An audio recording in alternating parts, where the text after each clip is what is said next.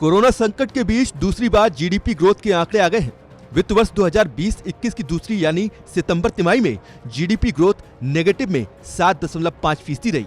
वित्त वर्ष की पहली यानी जून की तिमाही में भारतीय अर्थव्यवस्था में करीब 24% की भारी गिरावट आ चुकी है।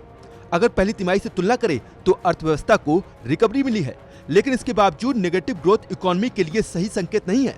लगातार 2 तिमाही में नेगेटिव ग्रोथ को तकनीक तौर पर मंदी ही माना जाता है। कहने का मतलब यह है कि सरकार ने आधिकारिक तौर पर मंदी को स्वीकार कर लिया है। आंकड़ों के मुताबिक अभी के मूल्य के आधार पर जीडीपी की कुल कीमत चालू वित्त वर्ष की दूसरी छमाही में 85.30 लाख करोड़ रुपए की रह गई है। ये एक साल पहले इसी अवधि में 98.39 लाख करोड़ रुपए की थी, यानी इस आधार पर 13.3% की गिरावट दर्ज की गई है, जबकि पिछले साल 2018 की समान अवधि में 7% की ग्रोथ दर्ज की गई थी। चीफ इकोनॉमिक एडवाइजर ने आंकड़ों पर कहा है कि हमारी इकोनॉमी बेहतर कर रही है। कोरोना से पहले इकोनॉमी ने बेहतर प्रदर्शन किया था, लेकिन आपदा की वजह से सुस्ती आई। यही वजह है कि पहली तिमाही में जीडीपी ग्रोथ नेगेटिव में करीब 24% पर चली गई थी।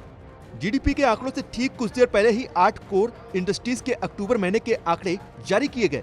आंकड़ों के मुताबिक अक्टूबर में 8 कोर इंडस्ट्रीज का आंकड़ा 124.2 पर रहा। यह अक्टूबर 2019 की तुलना में 2.5% कम है। अप्रैल से अक्टूबर 2021 की ग्रोथ की बात करें तो इसमें 13% की गिरावट दर्ज की गई है। हालांकि पहली तिमाही के पहले 2 महीने अप्रैल और मई में देश में पूरी तरह से लॉकडाउन था। मई के आखिर में जाकर गतिविधियां और ट्रांसपोर्ट शुरू हुआ था, जबकि दूसरी तिमाही में पूरी अर्थव्यवस्था खुल गई है। ऐसे में जीडीपी में कम गिरावट रह सकती है। रेटिंग एजेंसियों का अनुमान था कि दूसरी तिमाही में जीडीपी 10 से 11% के बीच रह सकती है। आरबीआई का अनुमान था कि जीडीपी में 8.6% की गिरावट रहेगी।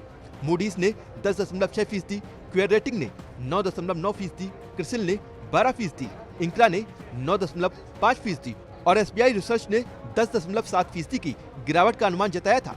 जिन सेक्टर्स में अच्छे प्रदर्शन की उम्मीद थी उनमें कृषि, बैंकिंग और फाइनेंस और सेवा सेक्टर्स हैं, जबकि मैन्युफैक्चरिंग और कंस्ट्रक्शन में गिरावट आ सकती है।